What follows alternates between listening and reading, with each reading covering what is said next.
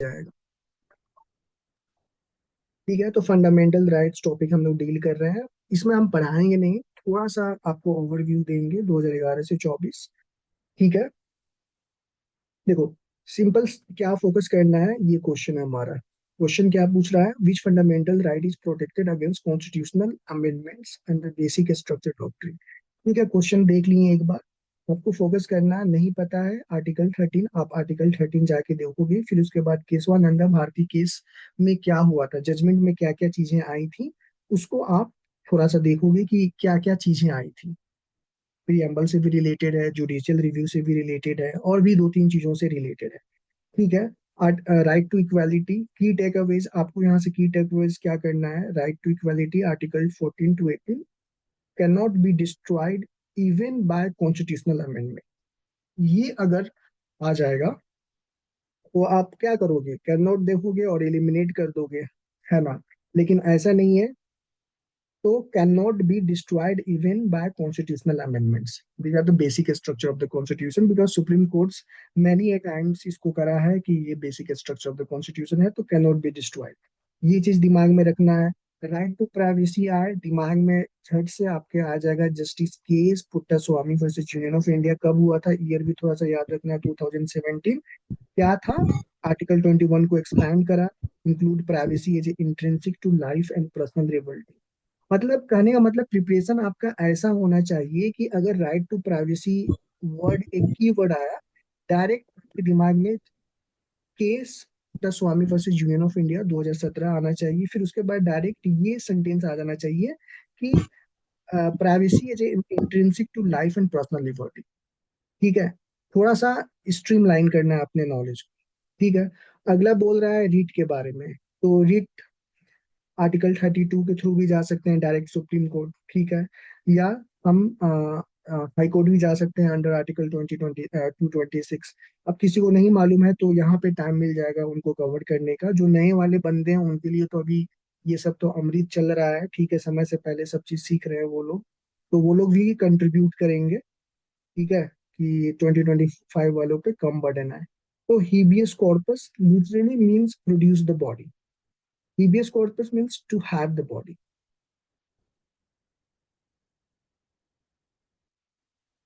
Just ऐसे wrap up करेंगे जल्दी जल्दी।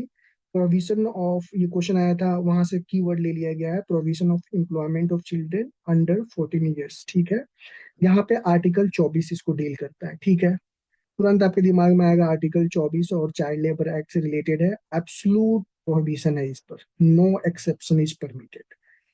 एग्जैक्ट क्वेश्चन सेटर आपको मैनिपुलेट कर सकता है, ये याद रखना है कि आर्टिकल 24 एब्सोल्यूट प्रोविजन है, कोई कॉम्प्रोमाइज नहीं है इससे। Right to education article 21। ठीक है, उन्नी कृष्णन केस आप लोग एक बार गूगल करके देख लेना। स्टेट एंड प्राइवेट स्कूल की बात हो रही है, दोनों जगह ये अप्लाई होता है, राइट टू आरटीई एक्ट। अगर आप थोड़ा सा और अच्छे स्टूडेंट हो तो यहाँ पे कौन सा अमेंडमेंट हुआ था बताइए। 80। 89, 86। 86। सिक्स। वो यही कंफ्यूजन हो जाता है 86 और 89 में। लैक ऑफ, ये ऐसा नहीं है कि आपको नहीं पता था, लेकिन ये लैक ऑफ रिवीजन दिखाता है, मेरे साथ भी होता है ऐसा। Fundamental right is suspended during national emergency. ठीक है, तो ये आर्टिकल आपके दिमाग में आना चाहिए, आर्टिकल 359। ठीक है, 359 एक बार जाके फिर से देखोगे।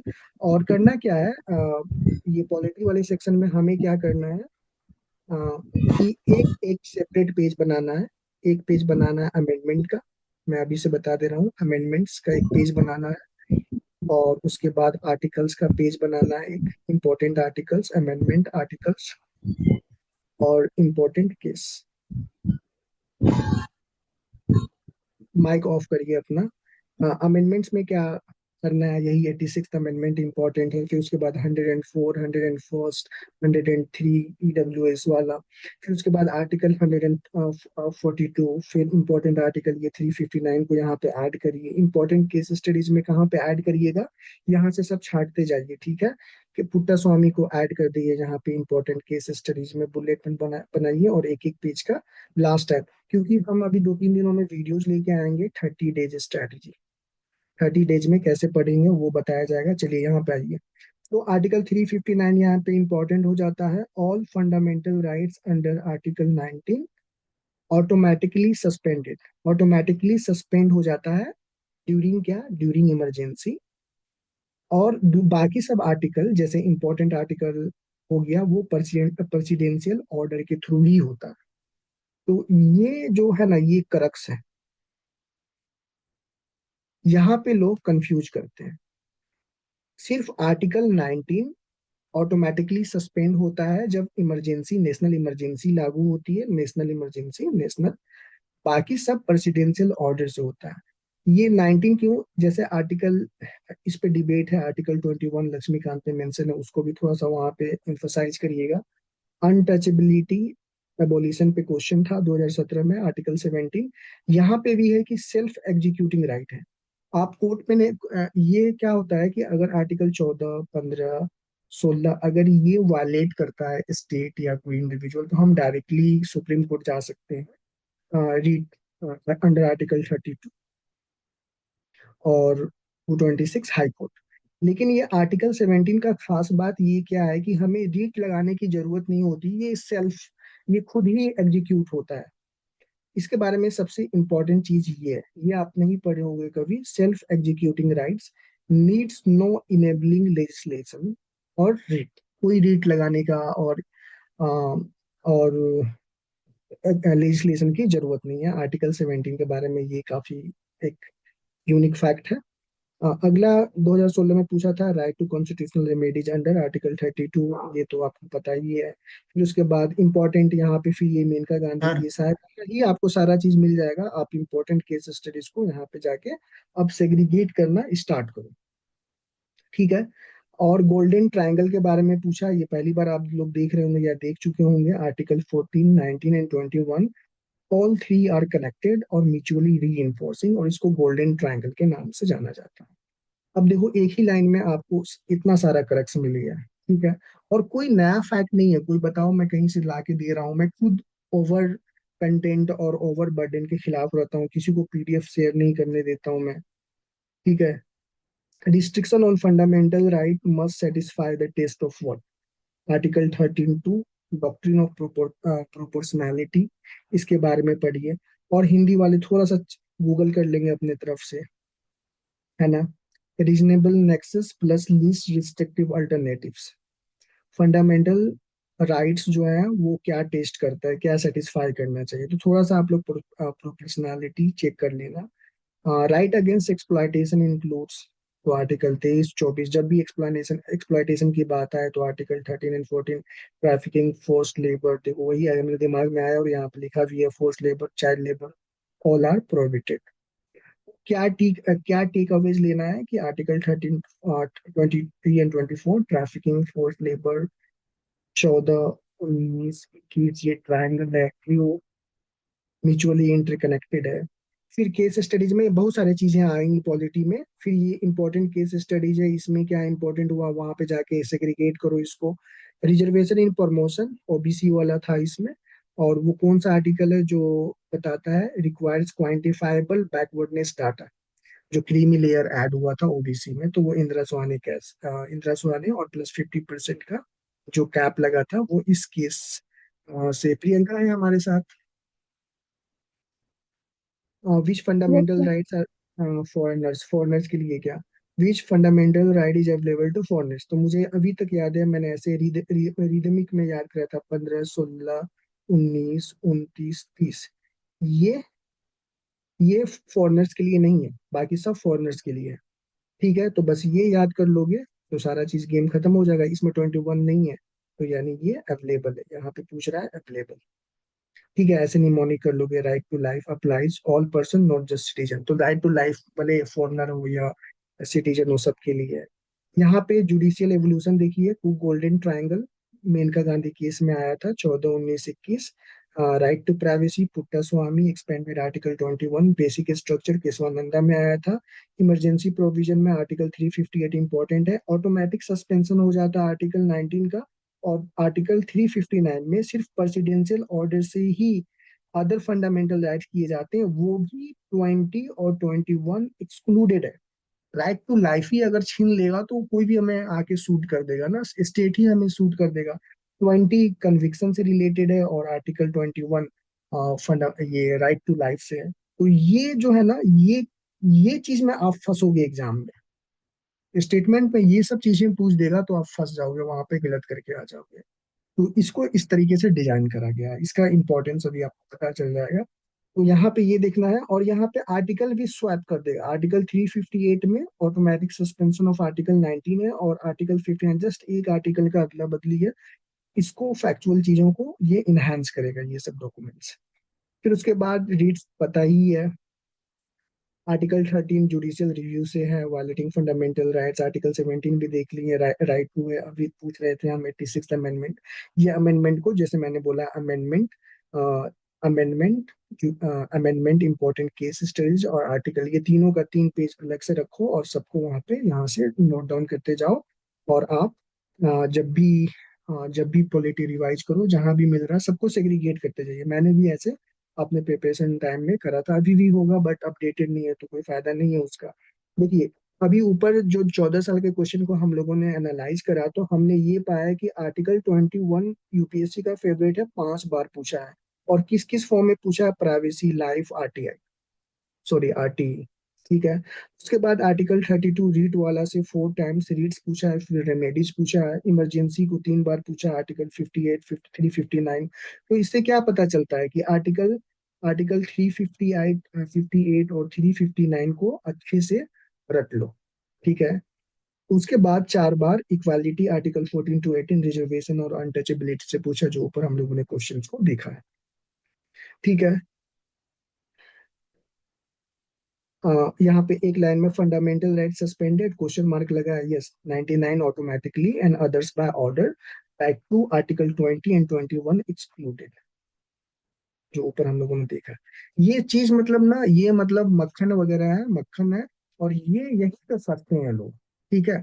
पढ़ के ऊपर ऊपर से निकल जाते हैं, जो बारीकी चीज होती है वो यहाँ पे आपको देखने को मिलेगा, और एग्जामिनर वही टेस्ट करता है। वही मैंने जो बोला, आर्टिकल 9 ऑटो सस्पेंडेड, अदर इतना, आर्टिकल 359 गोल्डन ट्रायंगल, ये देख लीजिए, आर्टिकल 21। और अगर शॉर्ट फॉर्म में आपको नोट्स बनाना है तो सिंपल सा ऐसे कीवर्ड्स में लिख लो, ये भी आपको डेमोन्स्ट्रेट करके दिखाया गया है। कैसा लग रहा है? कुछ कुछ अलग सीखने को मिल रहा है? Yes sir. Yes sir. Yes yes. Sir. Keyword में कैसे नोट करना है, बस ऐसे नोट कर लीजिए। ठीक है। 86 अमेंडमेंट, ये बार बार रिपीट होते जाएगा, बार बार रिपीट होते जाएगा, याद हो जाएगा। ठीक है। रिट समरी, ऊपर में जो पूछा गया उसका समरी यहाँ पे, हेबियस कॉर्पस। ठीक है। पर्पज क्या होता है? इलीगल डिटेंशन को रोकना। किस लिए? रिलीज पॉलिटिकल प्रिजनर्स, या किसी एग्जाम्पल के रूप में, डायरेक्ट हेबियस कॉर्पस को हमने क्या कैसे याद रखा था? टू हैव बॉडी, जिसको अरेस्ट करे हो उसको प्रेजेंट करो कोर्ट के सामने। मैंडमस, मैंडमस में कमांड, कमांड और मैंडमस ये दोनों बीच में मैच कर जाता है। वी कमांड, यानी कोर्ट बोलता है, पब्लिक ड्यूटी इन्फोर्समेंट करता है, force government to implement RTI. Example, जैसे कोर्ट अगर गवर्नमेंट को फोर्स करता है आरटीआई को इम्प्लीमेंट करिए, तो वो कमांड कर रहा है, मैंडमस। सर्ट्यूरेडी, क्वेस्ट लोअर कोर्ट, ये सी यहाँ पे इंपॉर्टेंट है, और सी यहाँ पे पहला वर्ड सी है, और सी से आप लोग याद रखिएगा कोर्ट। ये हायर कोर्ट को लोअर कोर्ट ही इशू करता है, supreme court, high court, district court को। क्वेस कौन करेगा? बड़ा कोर्ट छोटा ही कोर्ट को करेगा ना, quash lower court order. Cancel illegal tribunal decision, जैसे अभी जो केरला में जो इटालियन मैरिन ने केरलन फिशरमैन को जो सूट कर दिया था, तो वो जुरिस्डिक्शन केरला का जो इंटरनेशनल वाटर में आता था, लेकिन सुप्रीम कोर्ट ने सर्टियरी इशू करा और बोला कि it is not under your jurisdiction. Supreme court ने उसको वहां से ले लिया था, उस समय यूपीए की गवर्नमेंट थी। फंडामेंटल राइट्स इंजीनियरिंग सर्विसेज, इसी मतलब इंजीनियरिंग सर्विसेज।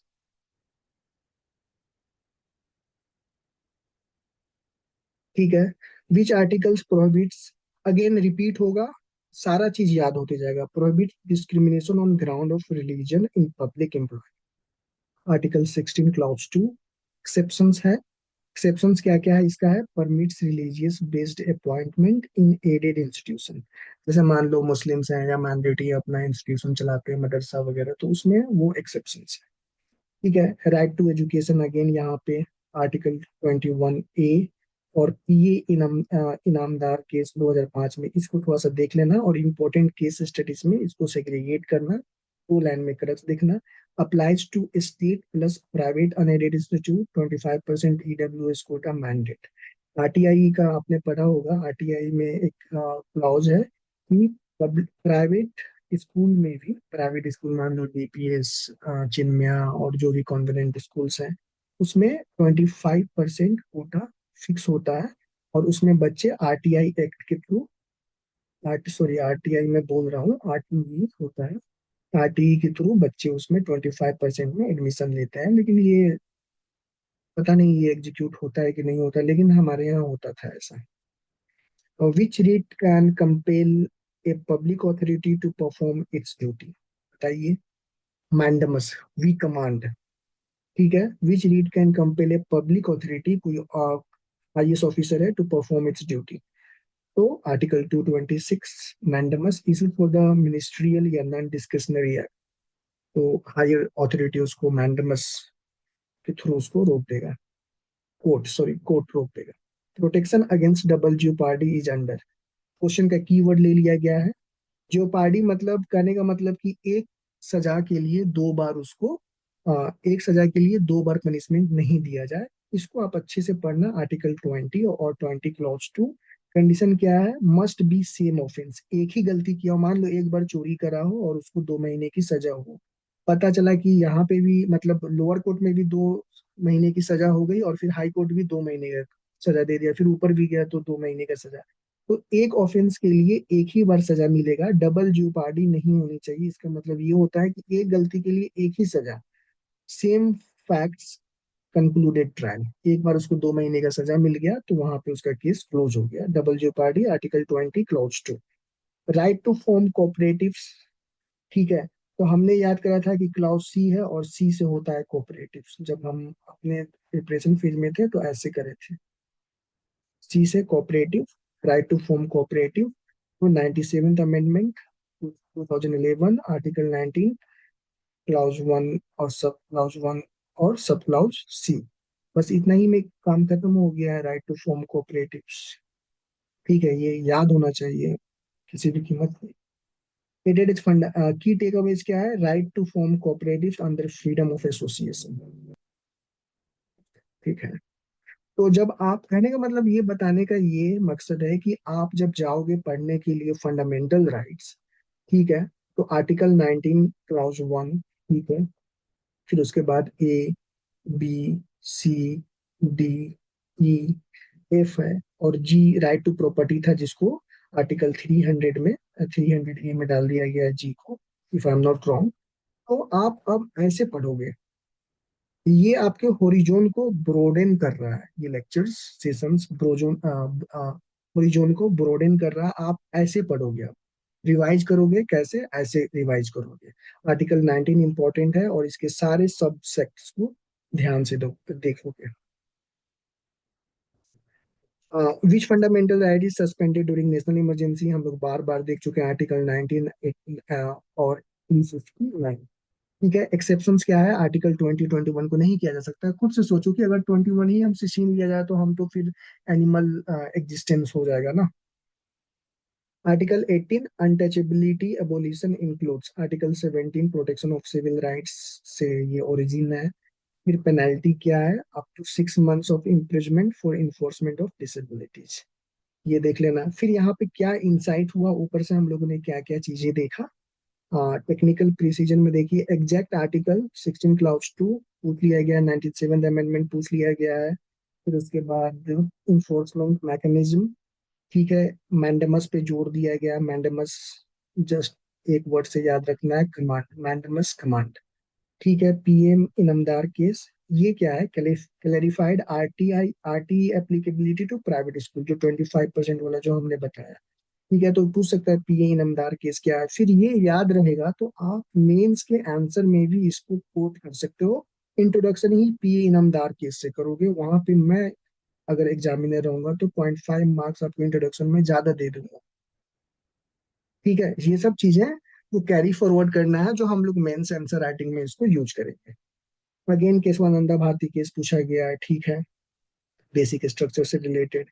इमरजेंसी प्रोविजन में वही आर्टिकल 19 आर्टिकल 19 आर्टिकल 19 और फिर आर्टिकल 358। और यहाँ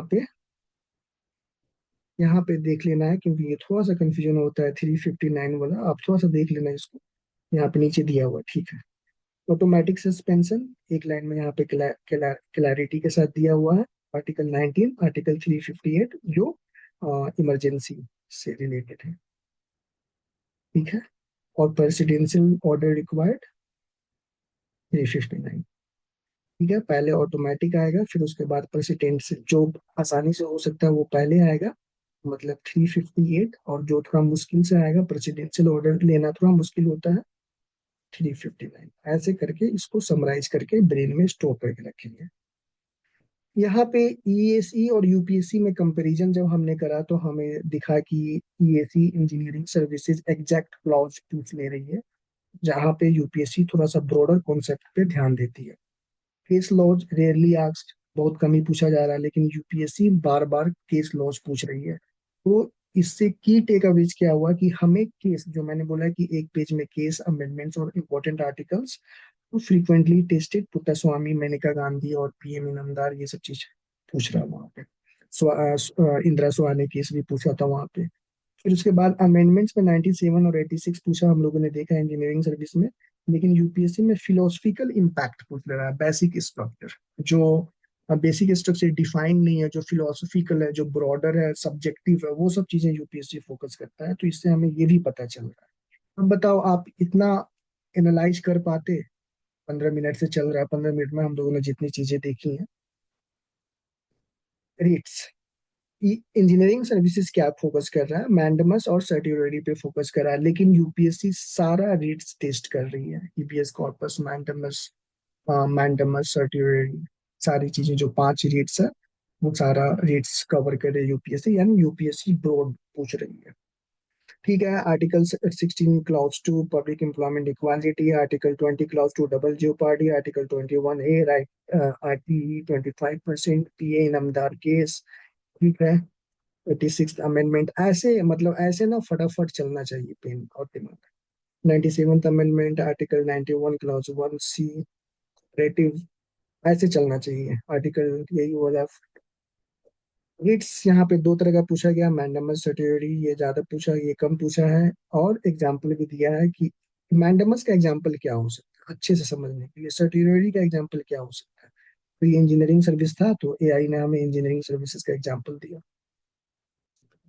अब देखते हैं सीपीएफ 2018 से 24, तो ये असिस्टेंट कमांडेंट का है। तो इसका टोन भी ना, मैंने जो एनालाइज करा है असिस्टेंट कमांडेंट, इसका टोन भी वो कमांडेंट वाला है। फिर सीडीएस में जाएंगे तो वहां पे देखेंगे डिफेंस वाला टोन, डिफेंस से रिलेटेड, डिफेंस कॉन्टेक्चुअल चीजें वहां पे देखेंगे तो और क्लैरिटी आएगी।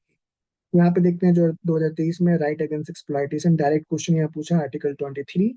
यहाँ पे की टेक अवेज यहाँ पे इंपॉर्टेंट हो जाता है हमारे लिए। Article 23, human trafficking, force labour, beggar violation punishable under IPC, ये सब पनिशेबल है। नंदिनी सतपथी केस, इसको थोड़ा सा एक लाइन में देख लीजिएगा, applies to police interrogation not just को, ठीक है। तो पूछ सकता है कि नंदिनी सतपथा केस किससे रिलेटेड है, तो पुलिस इंटरोगेशन, जो मारपीट करती है पुलिस कस्टडी में, वो सब चीजों से रिलेटेड है। तो ये क्यों ऐसा पूछा जा रहा है क्वेश्चन, इसको ध्यान भी नहीं, थोड़ा सा इसको थोड़ा सा कम ध्यान दे सकते हैं, इसलिए पूछा जा रहा है कि यहाँ पे सेंट्रल रिजर्व पुलिस फोर्स की बात हो रही है। आप लोग पुलिस फोर्स में मतलब उस डिपार्टमेंट में नहीं जा रहे हो ना, समझ रहे हो मैं क्या कहना चाहती हूँ। तो क्वेश्चन का टिंज भी वैसा ही है यहाँ पे। अगेन वो रिपीट जो होता है, आप लोग जो लगाते हो एक दो क्वेश्चन के लिए, जो रिपीट होता है, जेस case Puttaswamy versus Union of India, right to privacy, article 21, ठीक है। और includes data protection, bodily autonomy, ये सारी चीजें आर्टिकल 21 में आएगा। तो इसको अलग से यूपीएससी क्वेश्चन फ्रेम कर सकता है कि बॉडीली ऑटोनॉमी किस में आएगा। सर ये पूछ चुका है मुझे जहां तक याद आ रहा है, बॉडीली ऑटोनॉमी या बॉडीली इंटीग्रिटी वर्ड यूज कर ले। ठीक है। डाटा प्रोटेक्शन का वर्ड यूज कर ले, ठीक है, वो भी हमारी प्राइवेसी से रिलेटेड है। मैं अपने लैपटॉप में क्या करता हूँ, टैबलेट में क्या करता हूँ, दैट इज माई प्राइवेसी, तो वो अगेन आर्टिकल 21 के अंतर्गत समाहित हो जाएगा। रिजर्वेशन इन प्रमोशन रिक्वायर्स, ये जर्नल सिंह, अगेन इसको यहाँ से उठाओगे और वहां पे ले जाके नोट डाउन करोगे। लक्ष्मी नारायण गुप्ता 2018 किससे रिलेटेड, प्रमोशन। ठीक है। क्वांटिफाइबल डाटा ऑन बैकवर्डनेस, ये सुप्रीम कोर्ट ने बोला था कि हमें क्वांटिफाइबल डाटा दो कि फलाना फलाना कम्युनिटी के लोग बैकवर्ड हैं, वैसे विंस एंड फैंसी पे नहीं डिसाइड होगा। ठीक है। तो टोटल 49 लोग हैं, कुछ लोग कम हुए हैं। ठीक है। Which read enforces fundamental rights, Article 32 and Article 2026। 5 तरह के रीट है। ईबीएस कॉर्पस को ज्यादा पूछा गया है सीपीएफ के कॉन्टेक्स्ट में, क्योंकि यहाँ पे क्या होता है, मतलब समझ रहे हो ना, कुछ बोल नहीं रहे हो आप लोग। Yes sir. Yes sir. Untouchability और एबोलिशन बस इतना देख लेना है। फिर उसके बाद यहाँ पे देखिए social disabilities, denial of access to temple and so. देखो अल्टीमेटली थोड़ा सा मतलब सीएपीएफ में और सीडीएस में मैंने ये देखा है कि क्वेश्चंस वो दूसरे तरह के पूछे जा रहे हैं, जो थोड़ा यूपीएससी के नजदीक नहीं है, लेकिन वहां से फैक्ट्स वगैरह हम लोग ले सकते हैं। जैसे एक एक लाइन में हमने यहाँ पे इसको करा है, article 20 class 3 crucial for interrogation procedures, ठीक है, इंटेरोगेशन। आर्टिकल 23 क्या होता है ये तो पता ही होना चाहिए, ह्यूमन ट्रैफिकिंग केस से रिलेटेड है। ईबीएस कोड बस बार बार याद आ रहा है, याद हो जाएगा आपको। इसी तरह पिक्टर स्वामी 2017 में हुआ था, जर्नल सिंह 2018 में हुआ था, reservation guidelines for CPF promotion. CPF का एग्जाम है तो डेफिनेटली वो जर्नल सिंह पूछेगा और वो सीएपीएफ प्रमोशन से रिलेटेड था। 70 यहाँ पर एक नया चीज आया, 77th अमेंडमेंट 1995 किस चीज से रिलेटेड है, वही प्रमोशन रिजर्वेशन, वो अल्टीमेटली इसी से लिंक्ड है।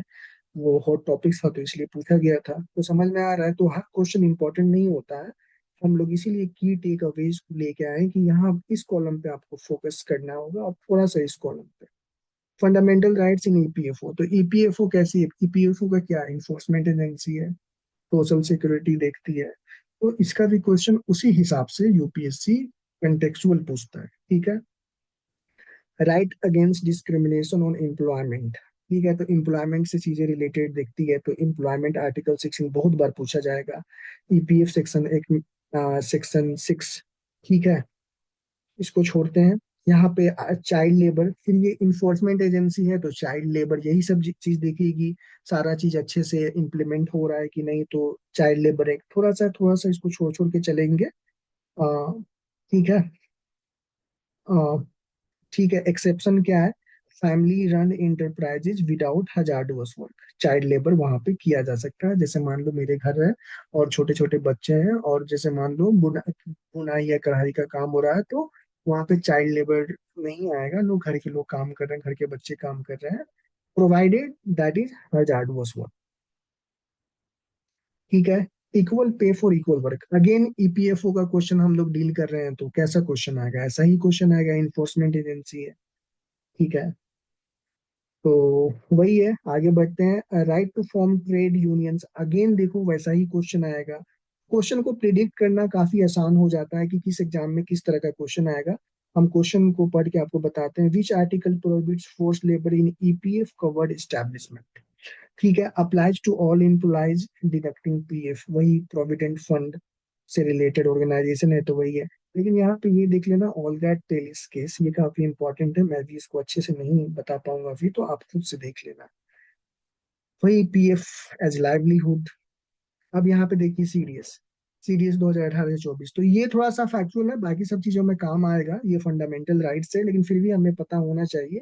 CDS, which fundamental rights is not suspended during national emergency, और 5059, तो हम लोग अभी ही 358 का समराइज करे थे, ऑटोमेटिक।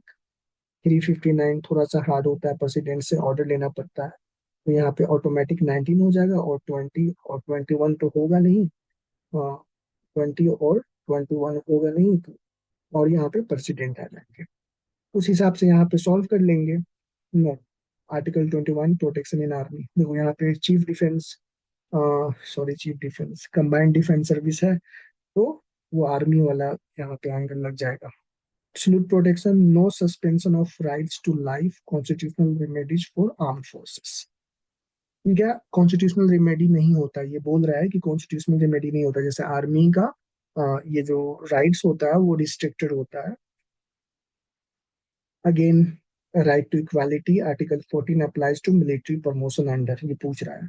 ठीक है, तो इसका करज क्या है? Judicial review, supreme court can intervene in discriminatory promotion policies.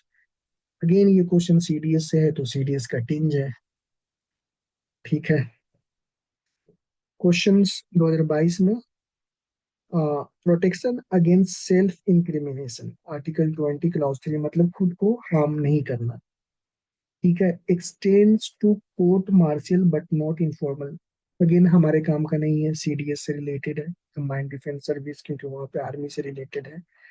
Right to form, अब यहाँ पे ले लेंगे, काम का है. Right to form association, article article 19 clause 2, sorry article 19 clause 1 sub clause C, cooperative cooperative से है. लेकिन आप union prior government approval needed. ठीक है, एसोसिएशन फॉर्म कर सकते हैं, लेकिन सीडीएस में रिस्ट्रिक्टेड है. अब वहां पे मान लो सीडीएस के ऑफिसर्स हैं, आर्मी है, वो ग्रुप बनाने लगेंगे और वहां पे कास्टिज्म और ये सब करने लगेंगे, तो बेकार हो जाएगा ना, ये इंटीग्रिटी और यूनिटी पे फर्क पड़ेगी, तो वो रिस्ट्रिक्टेड है. ठीक है, तो इसको थोड़ा सा छोड़ते हैं. फ्रीडम ऑफ स्पीच, मेन चीज है यहाँ से ये निकालना है कि बार बार हम देख रहे हैं कि फ्रीडम ऑफ स्पीच ये आ जा रहा है, आर्टिकल 19 क्लाउज 1 सब क्लाउज ए. तो इससे हमें ये पता चला कि आर्टिकल 19 और 21 काफी इंपॉर्टेंट है. ठीक है, आर्टिकल 21 काफी इंपॉर्टेंट है. ठीक है, बाकी हमारे काम का नहीं है, ये भी काम का नहीं है, कोर्ट मार्शल वगैरह है. ठीक है, यहाँ पे फिर अगेन हमें मिल रहा है कि ये आर्टिकल 25 फिर से देख लेंगे. राइट टू लाइफ, आर्टिकल 1 ये तो पढ़ चुके हैं हम लोग. फिर है, फिर अब एनडीए का है. फिर नेशनल, एनडीए का फुल फॉर्म क्या होता है?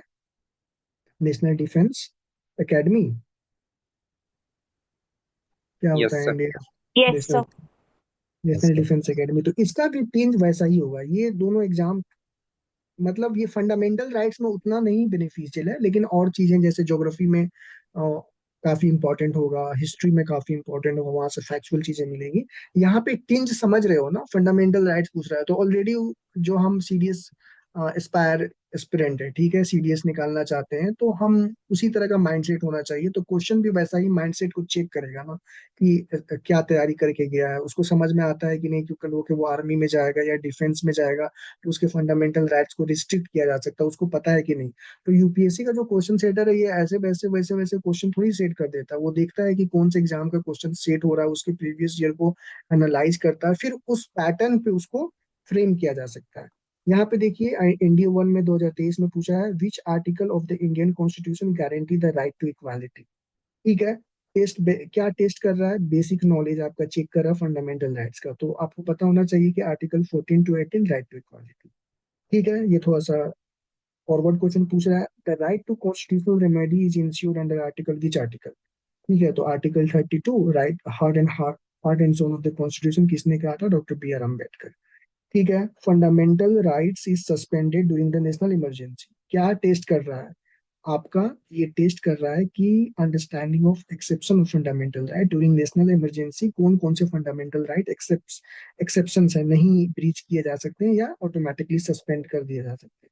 तो हम लोगों ने पढ़ा है कि आर्टिकल 358 में आर्टिकल 19 ऑटोमेटिक हो जाता है, और 359 में presidential order like to article 20 and 21 exceptions, मतलब नहीं किए जा सकते, कैन नॉट बी एब्रोगेटेड और डिस्ट्रॉयड.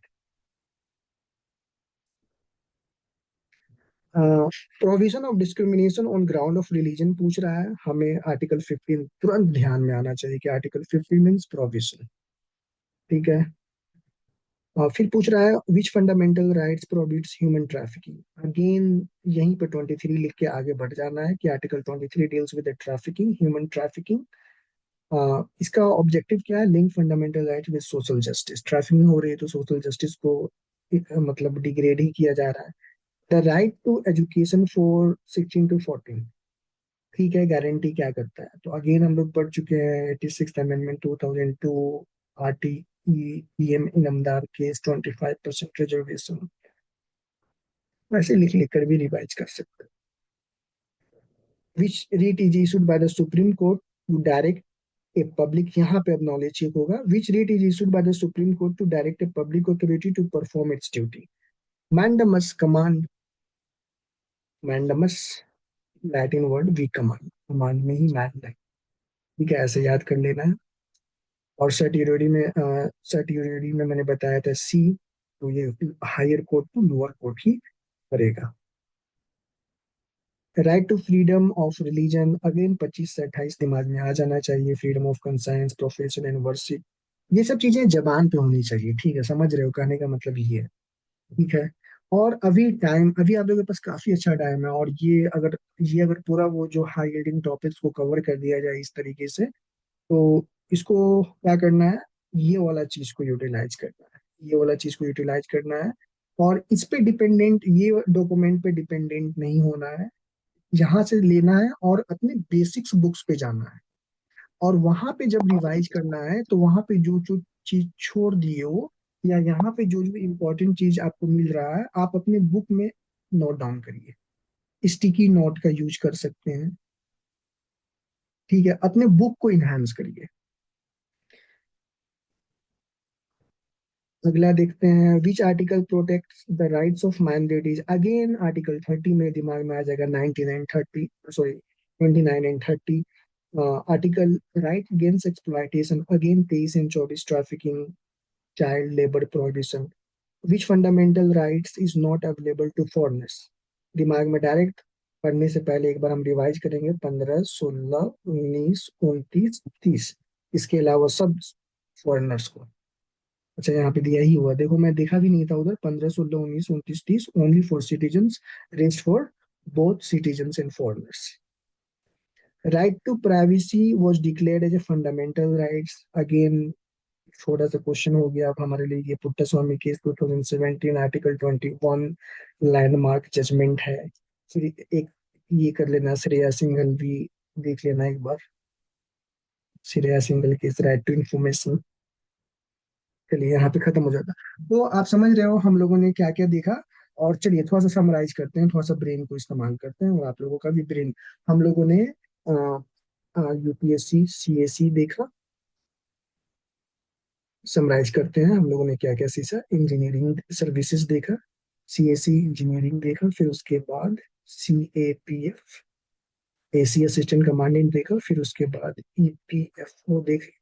जो ये दोनों थोड़ा सा काम का नहीं है, लेकिन फिर भी ये इस सेक्शन में काम का नहीं है, बाकी काम का है, क्योंकि वो वहाँ का नॉलेज चेक करेगा। फिर उसके बाद हम लोगों ने देखा CDS 1 एंड 2, फिर उसके बाद NDA 1 एंड 2। अब हम लोग समराइज करते हैं कि क्या क्या चीजें थी जो कोर पे थी।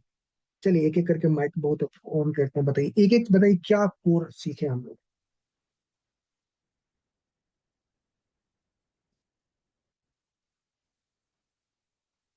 बताइए। चलिए सबसे पहले तो हमने सीखा article 19 clause 1 sub clause C, ठीक है। अब अब यहाँ पे सब चीज देख लेना है, ए टू लेके जी तक। अब हम रिवीजन करने जाएंगे तो ये सारा चीज देखेंगे, समराइज कर रहे हैं सेशन को, ठीक है। राइट टू एजुकेशन देखा, 26th अमेंडमेंट। चले जाएंगे क्या आप लोग सब, अमेंडमेंट नो बोलिए। सर, हमने नहीं। 2002 देखा, ये हमारे लिए इम्पोर्टेंट है। आगे बताइए, आर्टिकल 358, तो कुछ बोल रहे हैं क्या, नो सर। आर्टिकल 358 एंड 359 देखा, बताइए बताइए, जल्दी जल्दी बोलते जाइए। हम्म, अमेंडमेंट देखे 86 है, 97। छोटा स्वामी केस देखा। आर्टिकल 23 24। हम्म, इंदिरा सुहाने केस देखा। श्री सिंघल केस। कौन सा सिंघल? सिंघल सर। एक हादिया बानो भी केस है सर। अच्छा, पर इसका मेनका नाम, गांधी देखा सर, मेनका गांधी। हाँ, जर्नैल सिंह। जर्नैल सिंह, ये सारा चीज केस देखा हम लोगों ने, तो ये समझ में आया कि ये हमें पता होना चाहिए, ठीक है। फिर उसके बाद फिर उसके बाद इधर क्या देखा, रीड्स देखा। पांचों का पांचों रीड्स हमें याद होना चाहिए विथ एन एग्जाम्पल और उसके मीनिंग के साथ। ठीक है, 5 रीड्स होते हैं। Article article 21।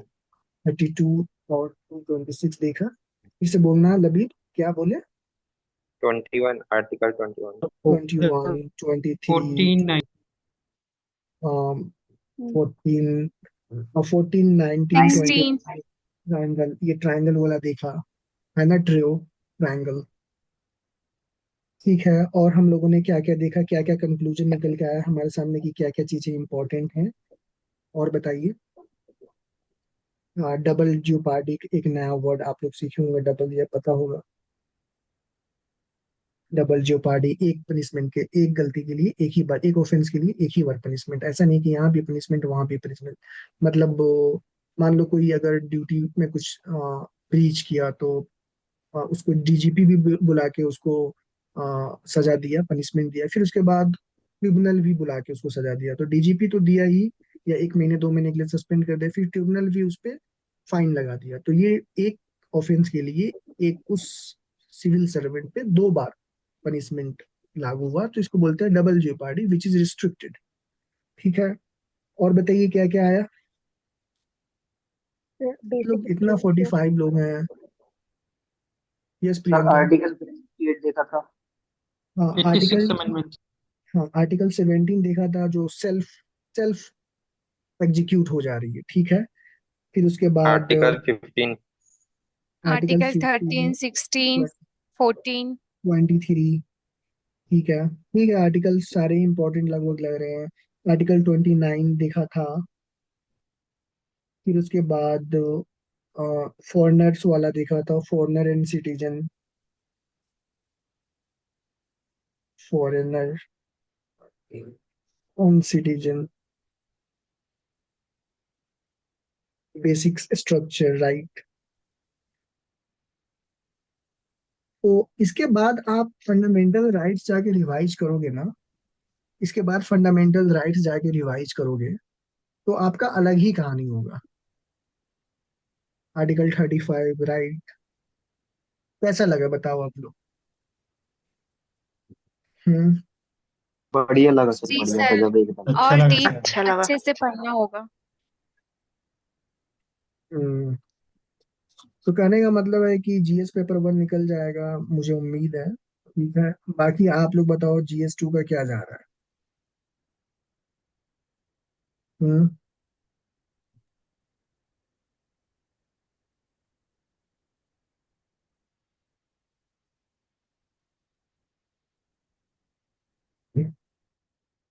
तो कहने का मतलब यहाँ पे ये है कि मतलब ये सेशन काफी, मतलब इसमें, मतलब I am not feeling well asking you for monetary compensation and all, क्योंकि हमारा कमिटमेंट था and this and that. But हमारे पास टाइम नहीं है, हम लॉन, बाकी जो लोग मेरे मेंटर्स हमारे साथ है वो कोई ना कोई एग्जाम में बिजी है। तो मैं उनको भी डिस्टर्ब नहीं करना चाह रहा हूँ। वो उनकी भी कैरियर है और अपनी लाइफ है, तो मैं उनको डिस्टर्ब नहीं कर रहा हूँ। तो मतलब आउटसोर्सिंग के लिए, not for my own self. अल्लाह का करम है कि जॉब अच्छी है और हमें एडिशनल एडिशनल अच्छा एडिशनल काम भी दिया गया है, प्रोजेक्ट भी हैंडल कर रहा हूँ। ठीक है, तो वहाँ पे टाइम ज़्यादा जा रहा है। तो ये अगर ये जो मैंने जो हाई रीडिंग टॉपिक्स आप लोगों को बताया है उस पे अगर ऐसे ऐसे अगर एक सेशंस लेके आ जाएं और पांचों एग्जाम का निचोड़ आपके सामने रख दिया जाए और बताया जाए कि अब कल जाके फंडामेंटल राइट्स रिवाइज करोगे तो आपका पढ़ने का नजरिया ही बदल जाएगा और नया चीज सीखोगे। जैसे अभी साहिल ने मुझे मैसेज करा, वो शायद होंगे इसमें सेशन से पहले, कि सर पहले 10 से 12 घंटे पढ़ते थे। मतलब सॉरी साहिल फॉर डिस्क्लोजिंग, लेकिन सबके लिए ये फायदे का काम होगा बताना। तो साहिल ने मुझे मैसेज करा कि पहले 10 से 12 घंटे मैं पढ़ता था लेकिन अब 7 से 8 घंटे ही हो जा रहा है। तो मैं उसको रियलाइज कर सकता हूँ क्योंकि वो सेचुरेशन आ जाता है। क्योंकि 4 महीने 5 महीने से आप पढ़ रहे हो तो फिर आप वही बुक पढ़ना पलटना, इट्स बिंग मतलब सेचुरेशन हो जाता है और मोनोटोनस हो जाता है राइट। मोनोटोनस माइंडसेट हो जाता है। तो ये सेशन आपको काफी हेल्प करेगा to diversify, to consolidate your facts, factual knowledge, और ब्रेन स्टॉर्मिंग सेशन में लगभग 142 लोगों ने साइन अप करा है, कल मैं स्क्रीनशॉट डाल दूंगा, तो उनके साथ भी जस्टिस करना है और वो भी सेशन सारे रिकॉर्ड करके यूट्यूब पे डाल दिया जाएगा। लेकिन थोड़ा सा टाइम चाहिए, एवरीथिंग विल बी एग्जीक्यूटेड बहुत ही स्मूथली। और कल मैं एक सेशन लाइव ले लूं या रिकॉर्ड करके डालूं सी सेट का, ये बताओ। लाइव ले लो सर, लाइव लाइव। लाइव ले लीजिए लाइव सर। ले लो। लाइव ले लीजिए। ठीक है, तो कल 2022 का सी सेट का लाइव चलेगा 9:30।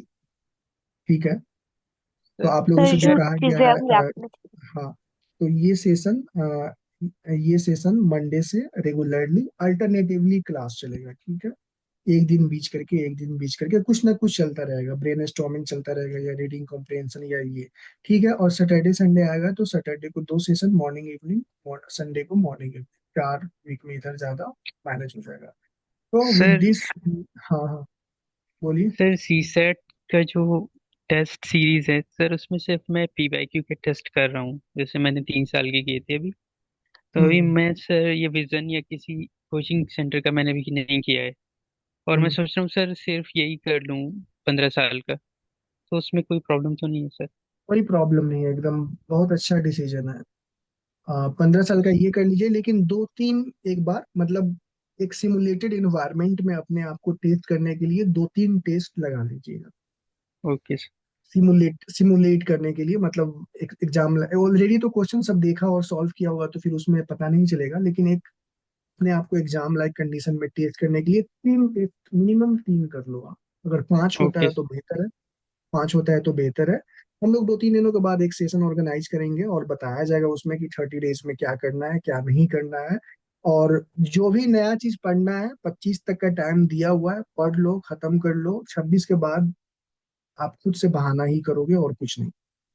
और एक चीज और, जिसको जिसको मैथ्स में प्रॉब्लम हो रहा है, यूपीएससी टाइप क्वेश्चन आ रहा है और उनको सॉल्व करने में प्रॉब्लम हो रहा है, तो आप एक नोटबुक प्रिपेयर करो A4 साइज का, और उस पे क्वेश्चन लिखो और 4-5 लाइन में नीचे उसका सोल्यूशन ऐसे जमा करते जाओ 25 अप्रैल तक। ठीक है, 25 अप्रैल तक मान लेते हैं 25 क्वेश्चन जमा हुआ, 26 क्वेश्चन जमा हुआ, फिर उसके बाद आप हमें बताइए कि आपका कितना क्वेश्चन ऐसे जमा हुआ, तो फिर उसको कैसे ठीक करना मैं बताऊंगा तरीका। जैसे होता है ना कि एक जैसे क्लॉक का क्वेश्चन आ रहा है, कैलेंडर का क्वेश्चन आ रहा है, नंबर सीरीज का कुछ अटपटा क्वेश्चन है, या परमुटेशन कॉम्बिनेशन का उल्टा सीधा पूछ रहा है, लेकिन वो आ रहा है हर साल एग्जाम में, लेकिन आपको डिफिकल्टीज हो रही है उसको सॉल्व करने में। आप उसको कलेक्ट कर लो क्वेश्चन विथ एक्सप्लेनेशन, क्या क्या स्टेप होता है, 4-5-6 लाइन 7 लाइन में जो जितना में हो जाए छोटा छोटा। आप उसको 25-26-30, मैक्सिमम 30 से ज्यादा क्वेश्चन नहीं जाएगा, आप उसको एक जगह कलेक्ट कर लीजिए। उसके बाद आप हमें मैसेज करिए, तो हम बताएंगे कैसे करना है। ठीक है, ठीक है।